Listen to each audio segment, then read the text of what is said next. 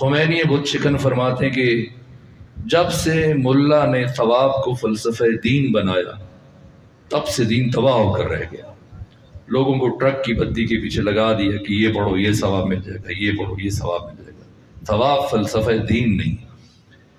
اور اگر محض کوئی ثواب کی حد تک رک جائے اور قرآن میں تدبر نہ کرے تو پیغمبر فرماتے ہیں کہ رب قارئ القرآن یقرأ القرآن والقرآن یلعنہ.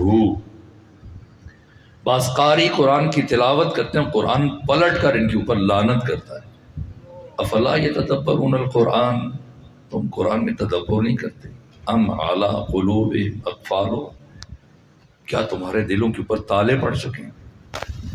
اور جس ہستی پر قرآن نازل ہوا فرماتے ہیں لا خیر فی تلاوت لا تدبر فیہا، اس تلاوت میں کوئی بھلائی نہیں ہے جس میں تدبر نہ ہو.